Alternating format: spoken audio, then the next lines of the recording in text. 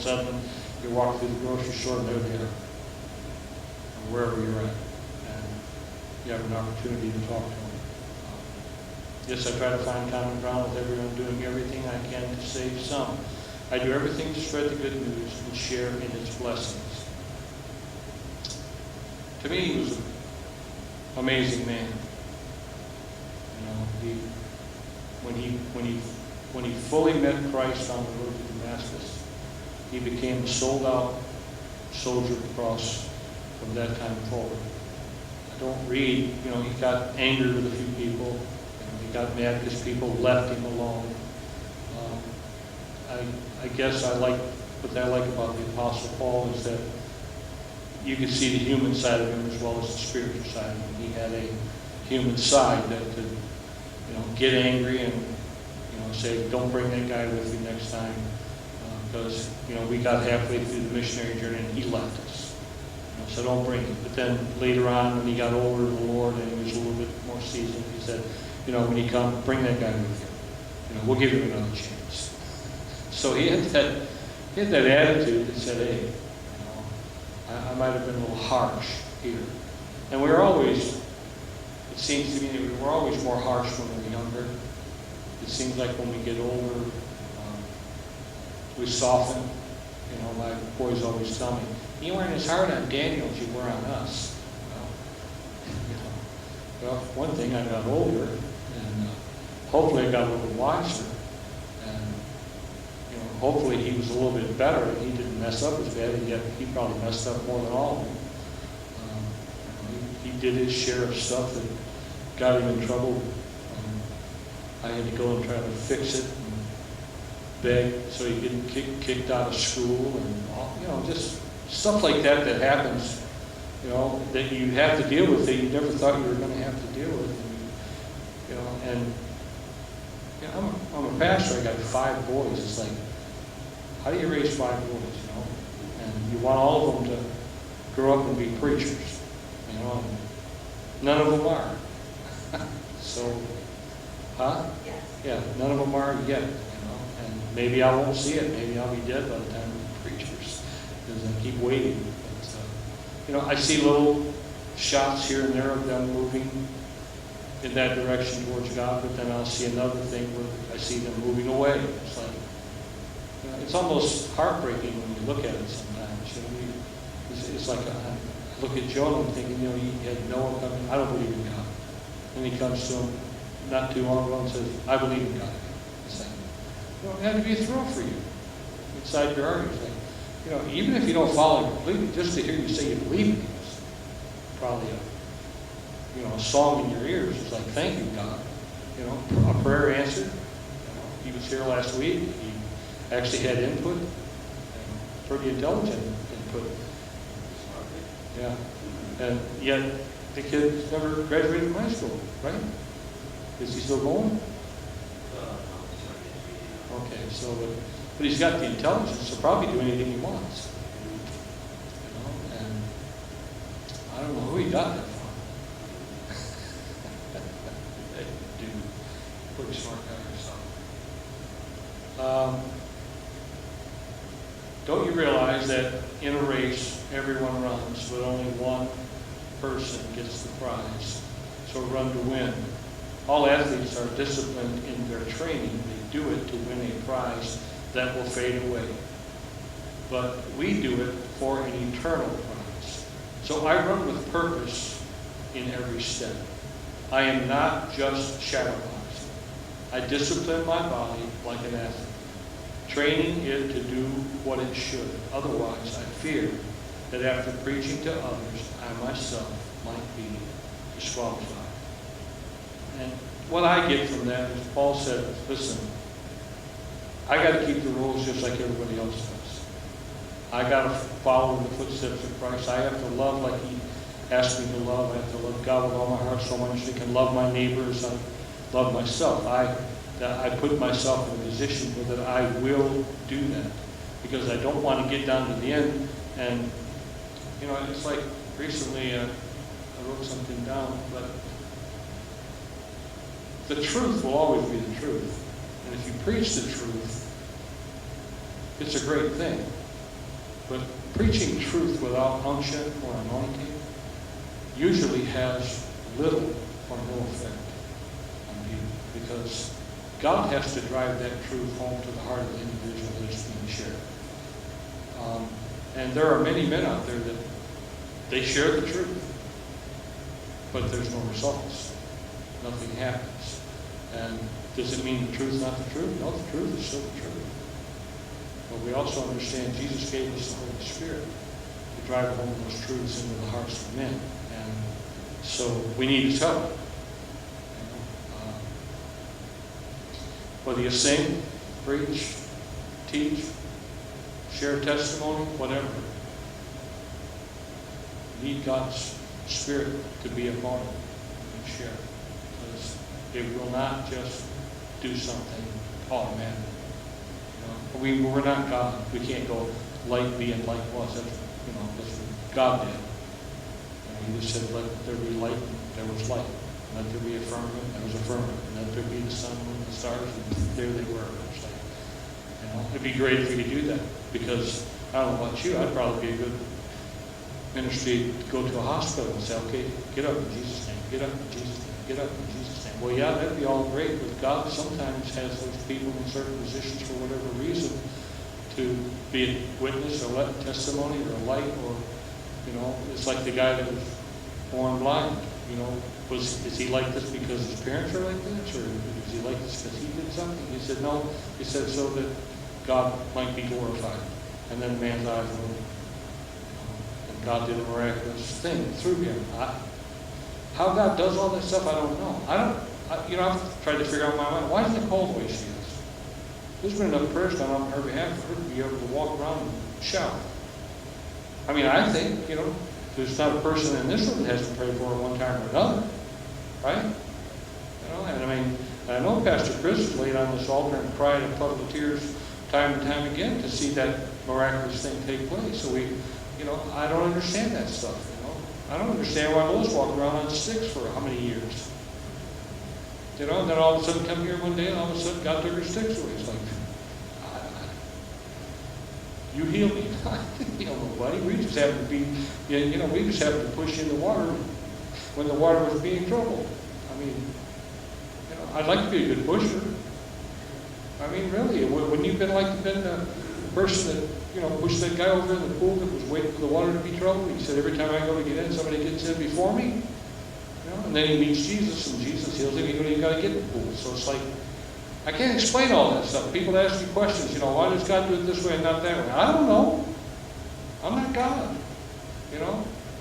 Why is California burning up? Why is Louisiana have flood? Can you imagine floodwaters halfway up in this church building? I'm talking this deep.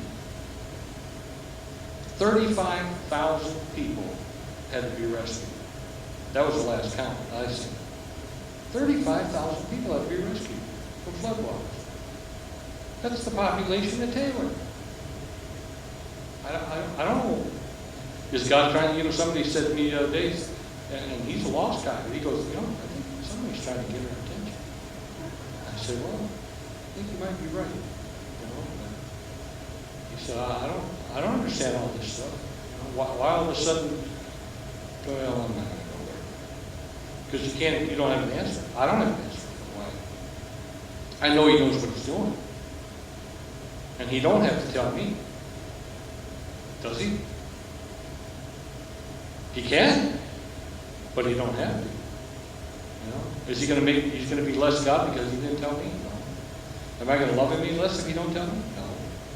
But there's just some things I can't fathom and grasp. But I know He's in charge.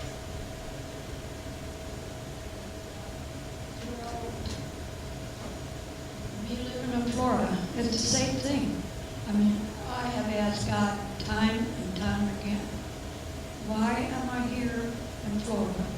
I don't like it, but I know that God brought me there. There was so many times that God showed me, you go.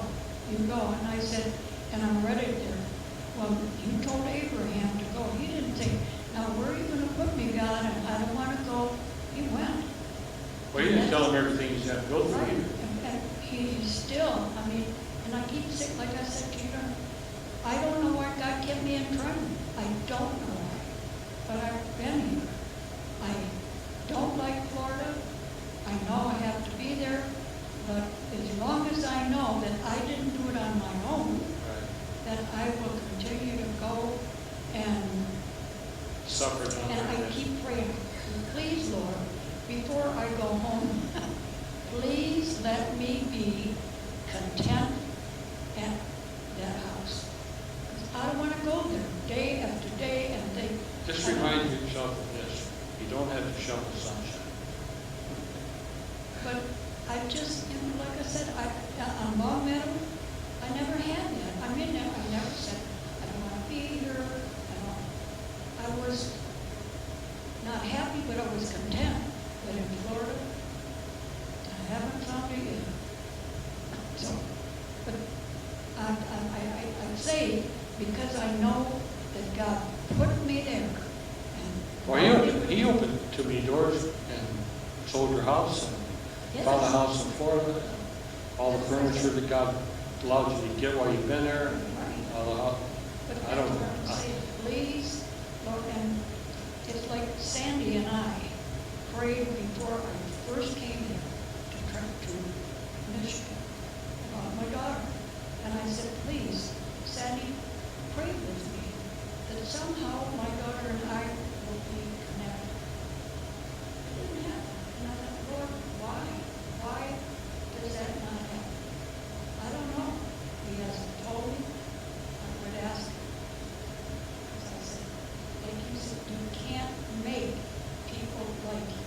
And I don't care who they are, for what reason. They think they got a reason. So, I don't know. Hopefully I'll be content. Well, you're going to be content till next Tuesday. Hear me? Said you're going to be content till next Tuesday, because you're staying at my house.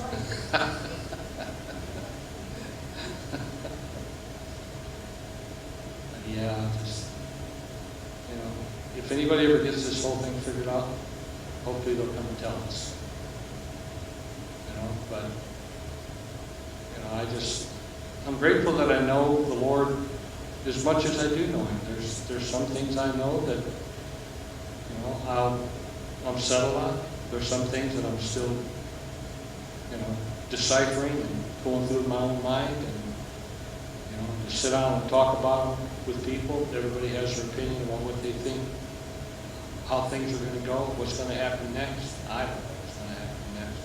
And, and there are times in my life I'm thinking, I'm so glad. Because, I was looking at that storm that was coming across today. We were getting ready to go do another lawn, and I looked at the sky and I said, probably not a good idea. And so Timmy and I just drove home, got the stuff in the garage just as the rain started coming down, and it was like, but then I'm looking at that storm and I'm thinking, you know what? That could be the storm that takes out half a Taylor. We don't know what the stuff that's coming through, what it's going to be like. Those people in Louisiana had no idea. That one lady they interviewed on TV last night, she was saying, well, we just kept staying and staying. We didn't think, because it happened when Katrina came through, we didn't think it was going to get that bad. But she said, all of a sudden, when it got up to the middle of the door of my car, she goes, I figured we better get out of here. I said, well, yeah, that's probably a good choice. But, we don't know from one day to the next what's going to happen. I don't. We all like to think we're going to live to be 100. But, well, I don't want to be 100. But some people do. But I don't know what's going to happen from one day to the next. And you know what? I've learned that it don't matter who you are. Dave Wilkerson's driving down the highway with his wife, gets hit head on with a semi and killed right on the highway. And there was probably, as far as I'm concerned, probably wasn't much more godly man on the earth than David Wilkerson. I mean, just from the way God spoke to him and the way God spoke through him. Jerry Falwell, he was one of those kind of guys that, was trying to fight for rights and fight for, against abortion and stuff like that, in his office, heart attack, died right in his office. It's like, so you don't know. So part. Enjoy what we got left, because we don't know how much of that there is. And I've said this for years, but death is no respecter of persons. Go to the graveyard, and you will see graves of babies, of children, middle-aged people. Then you'll see someone, man, that guy lived to be 105. It's like, when we were in Maine, I was blown away by how old the graveyards are. I mean, I'm talking about old tombstones. Everywhere we went, I didn't see like a Michigan memorial. They were all just old stones that you couldn't read the writing on them. So, people have been dying for years. We got an appointment. Right? It's like Tozer said, I discovered 100% of us die. Live your life for God the best you can. Prayerfully, one day when we leave here, we'll go be with Him forever and ever. Father, we thank you for our time together. Pray that, Lord, you help us, Father, as we discuss and look at your word, Lord, that day by day, Lord, we will receive greater enlightenment and understanding, because we truly want to understand your truths. And Father, I pray that just because we have a perception about something, help us, Lord, to not think, dear Father, sometimes that we are completely right, because sometimes we're not. And I thank you for those that give us a different perspective, that look at things in the light of what they understand. I pray that, Father, we would just receive it with grace and your understanding your ways more perfectly. And we'll praise you for it in Jesus' name. Amen. Okay. Praise the Lord. There's a few more wires that I bought 20, 30.